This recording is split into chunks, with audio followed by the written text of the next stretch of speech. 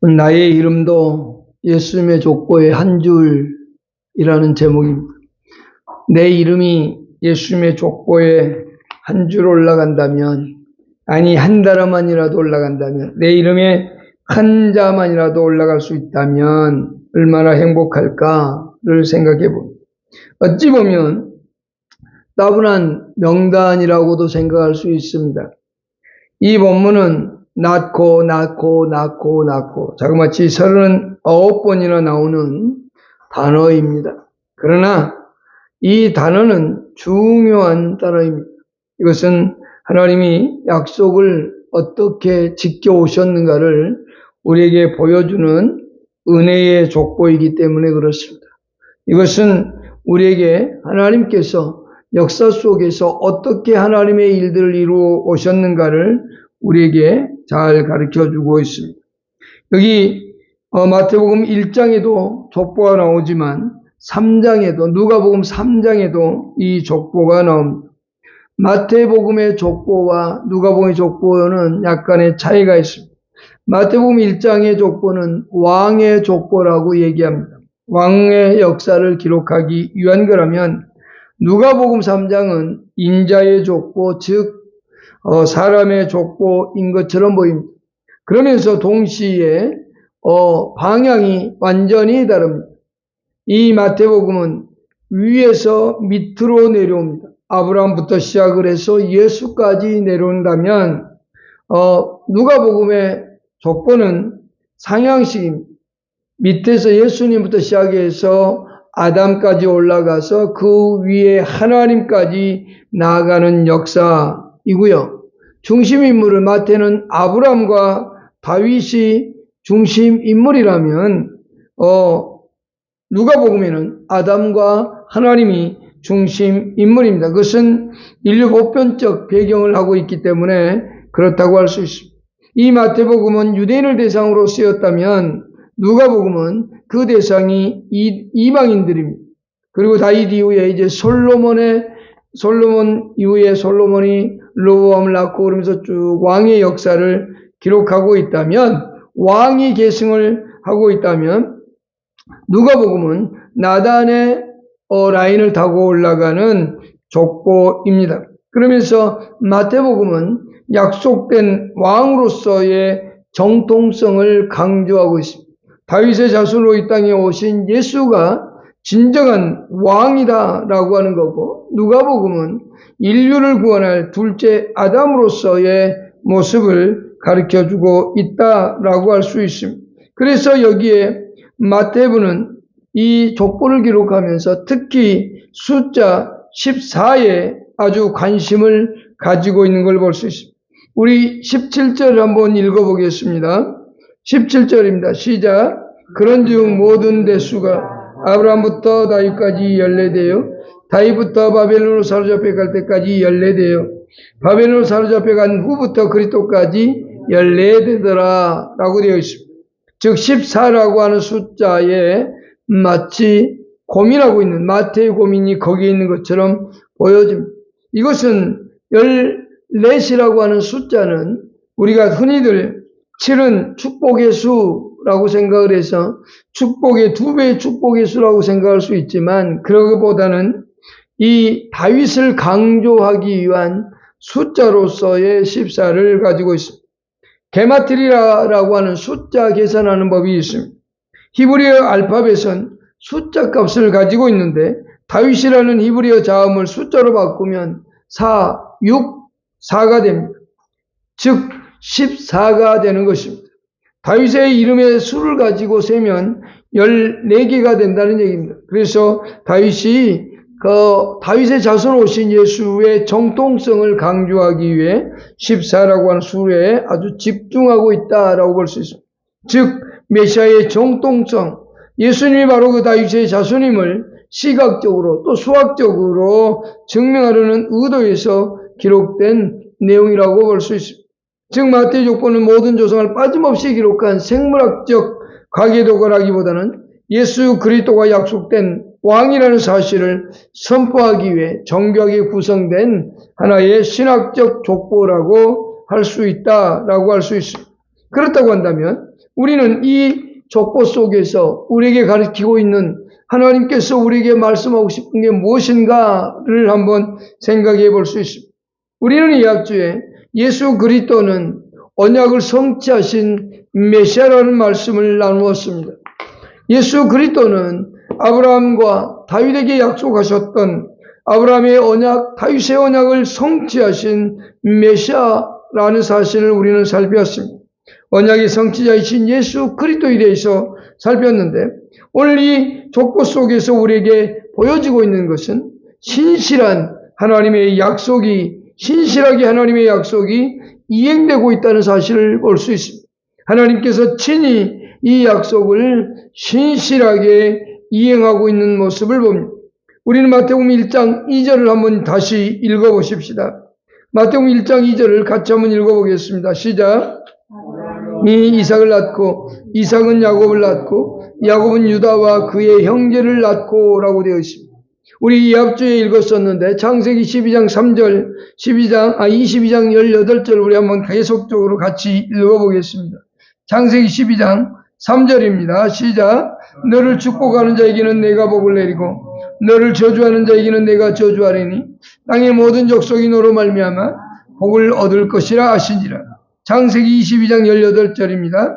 또 내 씨로 말미암아 천하 만민이 복을 받으리니 이는 내가 나의 말을 준행하였음이라 하셨다 하니라. 그것을 갈라디아 3장 8절과 16절에서 약속해 이 아브라함의 씨, 아브라함이 약속했던 이 씨가 바로 예수 그리스도라는 사실을 증명해 주고 있습니다. 갈라디아 3장 8절 읽어보십시다. 또 하나님이 이방을 믿음으로 말미암아 의로 정하실 것을 성경이 미리 알고 먼저 아브라함에게 복을 전하되 모든 이방인이 너로 말미암아 복을 받으리라 하셨느니라. 16절입니다. 이 약속들은 아브라함과 그 자손에게 말씀하신 것인데 이것을 가리켜 그 자손들이 하지 아니하시고 오직 한 사람을 가리켜 내 자손이라 하셨으니 곧 그리스도라라고 말합니다. 즉 예수 그리스도가 아브라함에게 약속하셨던 그 약속의 자손이라는 것을 우리는 이 앞뒤에 살폈습니다. 그 약속을 하나님은 아브라함에게서 이제 이삭에서 야곱으로 계속적으로 내려가는 것을 볼 수 있습니다. 야곱에서 아브라함, 이삭, 야곱 그리고 유다로 내려갑니다. 이것은 그가 특히 유다는 장자가 아니었음에도 불구하고 하나님의 선택을 받았다는 사실을 우리는 하나 알 수 있고 또 하나는 인간의 눈으로 볼 때 연약하고 실수밖에 없는 인간의 모습을 이삭과 야곱을 통해서도 보여주고 있습니다. 그럼에도 불구하고 하나님은 그런 실수 속에서도 하나님의 역사를 이루어 가시는 하나님의 절대적인 주권의 선택과 신실하심에 달려있음이 우리에게 보여주고 있습니다. 하나님께서 역사를 이루는 것은 하나님의 주권적 선택 그리고 신실하게 일하시는 하나님의 역사 속에서 그 계보를 이어가고 있다는 사실입니다. 우리 인간의 어떤 완벽함이 아닙니다. 우리 인간의 어떤 완전함이 아니라 하나님께서 약속하고 비록 실수할지라도 그들을 통해 거룩한 계보를 이끌어 가시는 하나님의 놀라운 역사를 봅니다. 사기꾼 같은 기질을 가진 야곱을 통해서도 또 유다의 부족함에도 하나님은 그들을 통해서 하나님의 계획을 이루어가고 있다는 사실을 봅니다. 그래서 우리 인간은 생각해야 됩니다.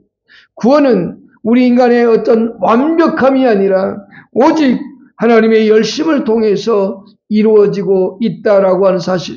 이 역사 속에서 하나님의 일하심과 하나님의 열심이 하나님의 열심이 우리의 구원을 이루고 있다는 사실을 늘 우리는 잊지 말아야 됩니다. 우리가 어떤 잘났기 때문에 하나님이 선택한 게 아닙니다. 우리가 뭔가를 완벽하게 해내기 때문에 하나님이 우리를 구원한다라는 생각을 한다면 착각입니다.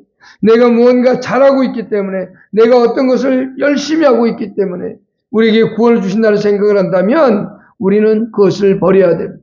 하나님은 자기가 약속하고 그 약속을 신실하게 이끌어 가시는 하나님임을 이 족보 속에서 볼 수 있습니다. 또한 3절과 5절, 6절을 통해서 우리는 하나님의 은혜를 또 볼 수 있습니다. 3절, 5절, 6절을 읽겠습니다. 시작. 유다는 벨레스와 세라를 낳고 벨레스는 헤스론을 낳고 자, 5절입니다. 시작. 루스는 살비에서 보아스를 낳고 보아스는 루덱에서 오벳을 낳고 오벳은 이새를 낳고 6절입니다. 이새는 다윗 왕을 낳으니라. 다윗은 우리아의 아내에게서 솔로몬을 낳고. 여기 3절, 5절, 6절에 4명의 여인이 나옵니다. 이 4명의 여인은 자신들의 허물과 수치를 가지고 살아간 여인들입니다. 다말, 라합, 룻, 그리고 우리아의 아내라고 되어 있습니다. 이들은 허물이 많은 사람들. 그럼에도 불구하고 하나님은 그들에게 생명을 부어주시는, 은혜를 부으시는 하나님의 모습을 보여줍니다. 오히려 수치를 영광으로 바꾸시는 하나님의 은혜를 우리에게 가르쳐주고 있습니다. 예수님 족보에는 당시 유대의 관습으로는 도저히 이해할 수도 없고 들어갈 수 없는 이름이 등장하는데 바로 이 4사람의 이름입니다. 여인들의 이름이 족보에 잘 들어가지 않습니다. 특히 유대 족보에는 더더욱 그렇습니다. 그런데 이 4명의 여인들이 들어가 있습니다. 그것도 뛰어난 인물이 아닙니다. 수치스럽고 또 허물이 많은 그런 여인들이었습니다. 다말은 시아버지와의 사이에서 아들을 낳은 여인입니다. 라합은 이방인이자 기생이었던 여인이라고 말합니다. 룻은 저주받은 민족이라 불리던 모압 여자였습니다. 그리고 우리아의 아내 바세바가 있습니다. 다윗의 치명적인 범죄와 관련된 여인입니다. 이 4명의 여인이 예수님의 족보 속에 들어가 있다는 겁니다. 성경은 이들의 부끄러운 과거를 숨기지 않습니다. 대개 족보나 자서전을 쓸 때는 거기에 좋은 일들, 잘한 일들, 업적을 기록합니다. 특히 족보를 기록할 땐 성공한 사람들의 업적을 기리는 것이 당연한 겁니다. 그러나 성경은 그렇지 않습니다. 사람의 부끄러운 과거를 숨기지 않습니다. 왜 그럴까요? 그것은 예수 그리스도가 이 땅에 오신 이유가 바로 죄인들을 구원하기 위함이기 때문입니다. 이 족보는 아무리 우리 인간이 가진 죄의 상처가 짙고 크다고 할지라도 하나님의 은혜로 모든 것을 새로운 생명의 통로로 만드시는 하나님의 놀라운 일을 보게 되는 겁니다. 하나님은 수치를 영광으로 바꾸시는 분입니다. 다말이나 라합이나 룻이나 우리아의 아내 바세바나 다 허물 많지만 그러나 그 허물까지도 받으시고 덮으시고 바꾸어서 하나님의 영광으로 하나님의 은혜로 바꿔놓으시는 분이 바로 하나님임을 이 족보 속에서 보여줍니다. 당시 소외되었던 이방인이나 도덕적으로 흠이 있던 사연을 가진 여인들이었음에도 불구하고 하나님은 그들을 이 속에 기록하고 있습니다. 특별히 6절에 바세바를 기록할 때는 바세바라고 하지 아니하고 우리아의 아내라고 얘기합니다. 이것은 다윗의 범죄를 그대로 들춰내 보여주고 있습니다. 다윗의 가장 수치스러운 죄였습니다.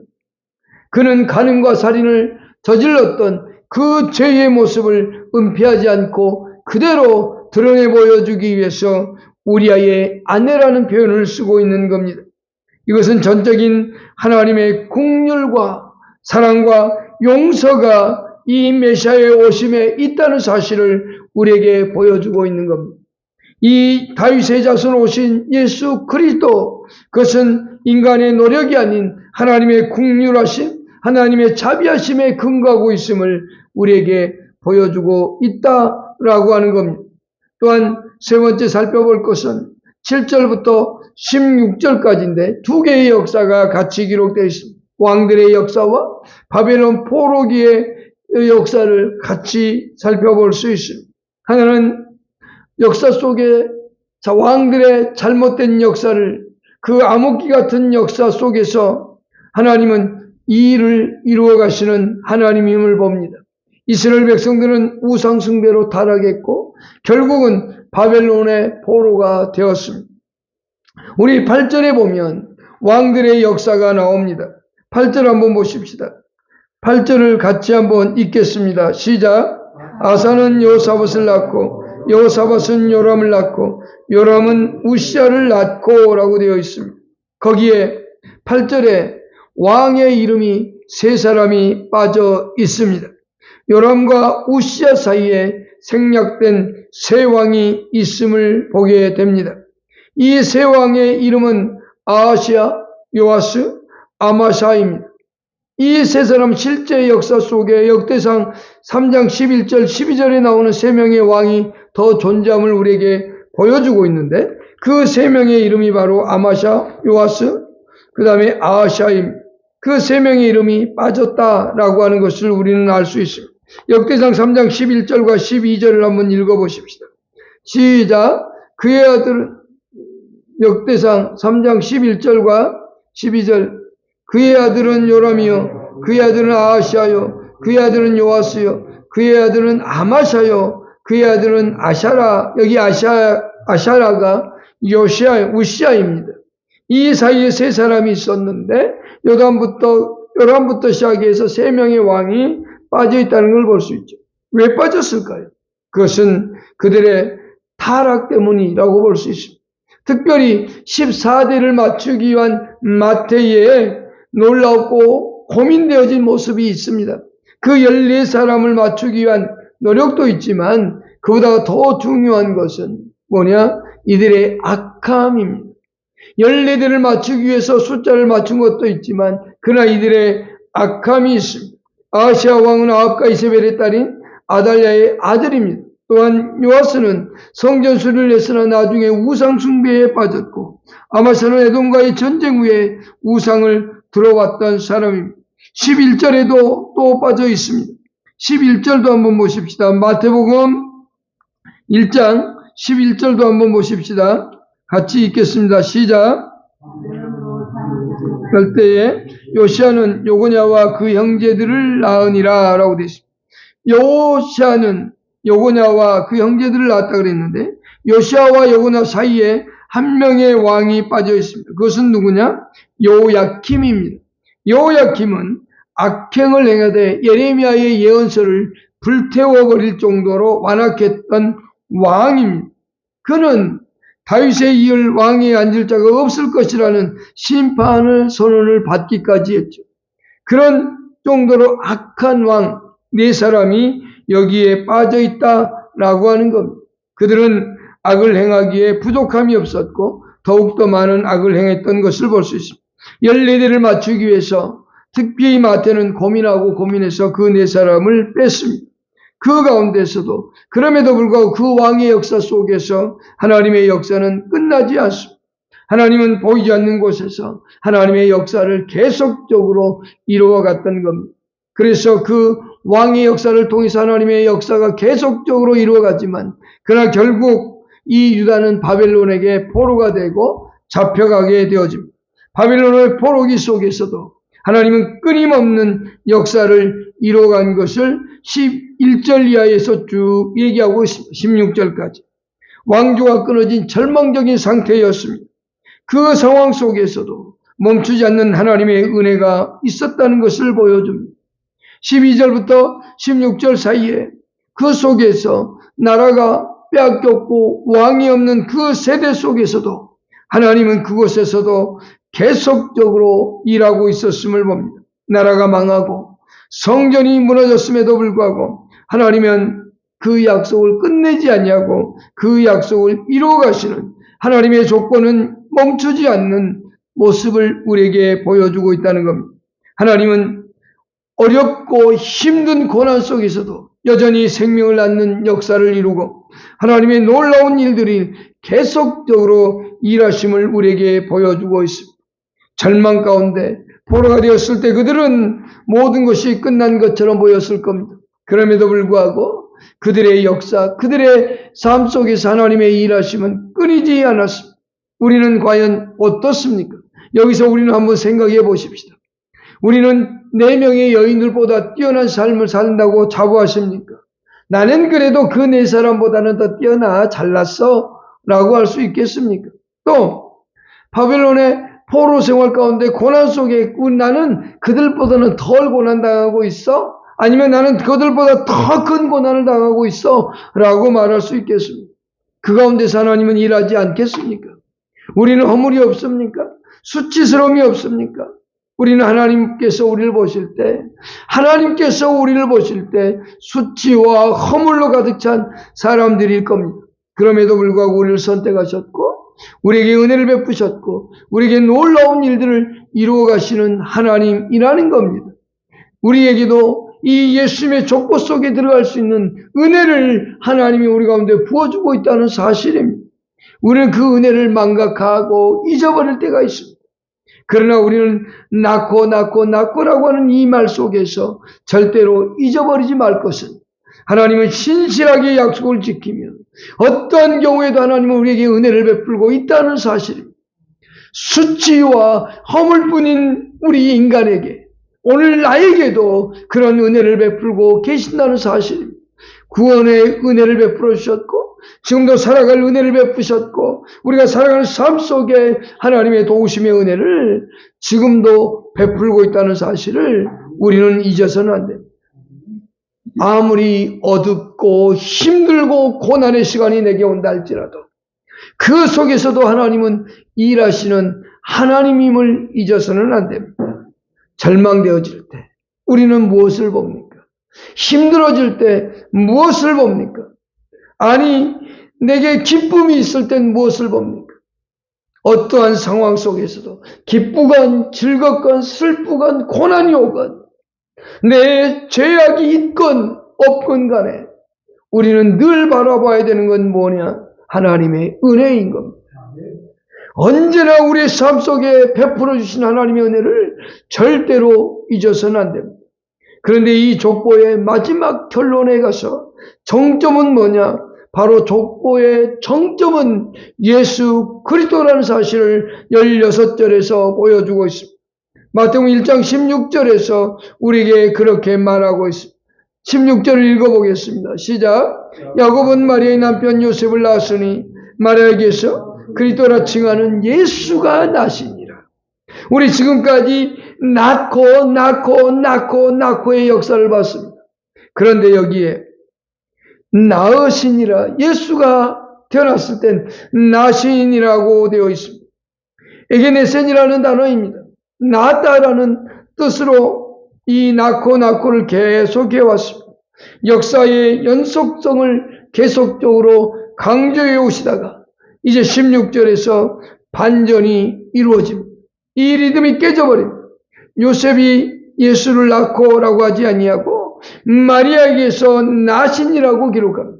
여기서 나시니라라는 말은 앞에서 낳고는 능동태였는데 여기서는 수동태로 바뀝니다. 나시니라라고 기록합니다. 그것은 무슨 말이냐? 신적 수동태로서 말하고 있는데 이는 예수의 탄생은 인간의 의지가 아니라 하나님의 개입에 의해서 이루어졌음을 문법적으로 보여주고 있습니다. 예수님의 나심은 우리 인간이 낳게 하고자 해서 낳은 게 아니라 하나님의 계획에 의해서 하나님이 개입하셔서 마리아에게서 낳게 되어지는 역사를 보게 되어진다라는 말입니다. 그래서 이 메시아가 즉 하나님에 의해서 이 땅에 오셨다라는 사실을 우리에게 보여주고 있습니다. 그것은 창세기 3장 15절에서 우리에게 말씀하셨습니다. 최초의 복음인 창세기 3장 15절은 이렇게 말합니다. 내가 너로 여자와 원수가 되게 하고 내 후손도 여자의 후손과 원수가 되게 하리니 여자의 후손은 내 머리를 상하게 할 것이요 너는 그의 발꿈치를 상하게 할 것이라고 말합니다. 여자의 후손이 바로 사탄의 뱀의 머리를 상하게 할 것이다 라고 말했어요. 그 여자의 후손이 어떻게 올 것인지를 이사야 선지자는 이렇게 예언을 했습니다.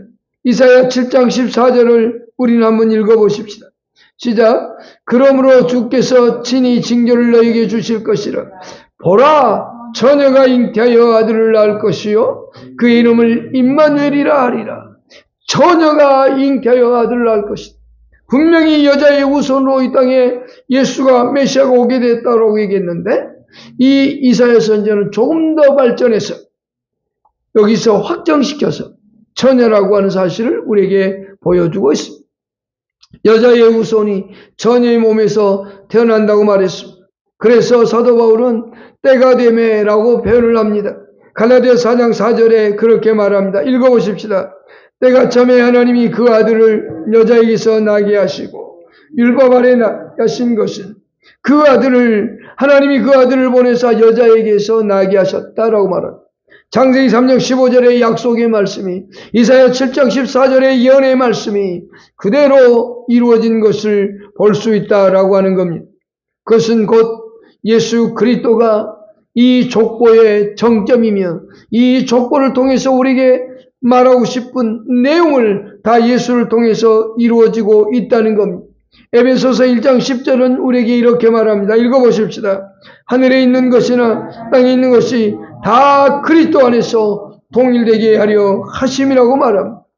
예수 그리스도가 지금의 족보를 다 완성시키는 놀라운 사실을 보여주고 있다는 겁니다. 자, 마태복음 1장의 이 족보의 명단은 단순한 과거의 기록이 아닙니다.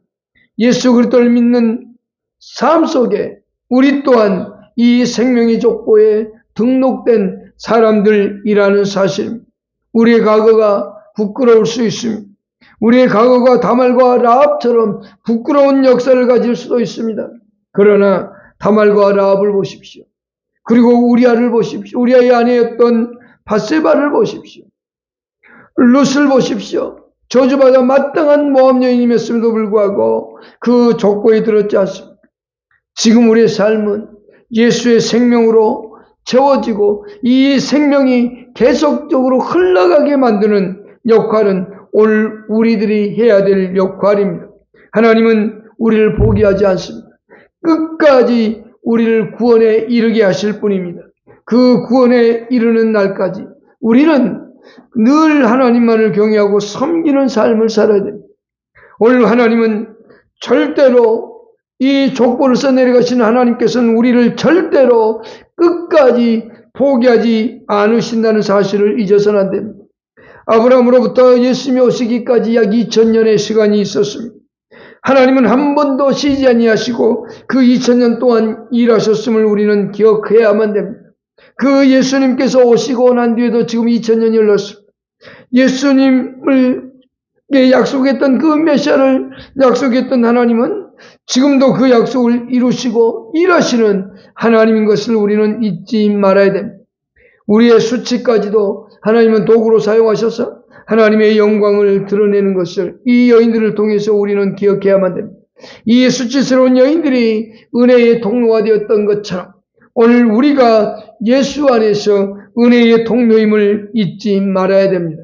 또한 우리 인생의 마침표가 바로 예수 그리스도로 시작해서 예수 그리스도로 마침이 되어야 되고 완성되어야 됩니다. 우리 인생 끝나는 날까지 예수 그리스도와 함께 평생을 살아가는 우리가 되어야만 되는 겁니다. 세상의 족보는 잘난 사람, 성공한 사람의 이름을 기록하지만 하나님의 족보는 내가 너를 사랑하여 여기까지 왔노라고 하는 확실한 증거를 남겨주고 있는 겁니다. 오늘 우리는 이 족보 속에서 딱 하나만 기억하십시다. 하나님이 나를 사랑하셔서 이 족보를 남겨주셨다는 사실, 또한 나의 이름 또한 하나님의 족보에 기록될 수 있다는 사실을 기억하고 살아가는 저와 여러분 될 수 있기를 축복합니다. 기도하십시다.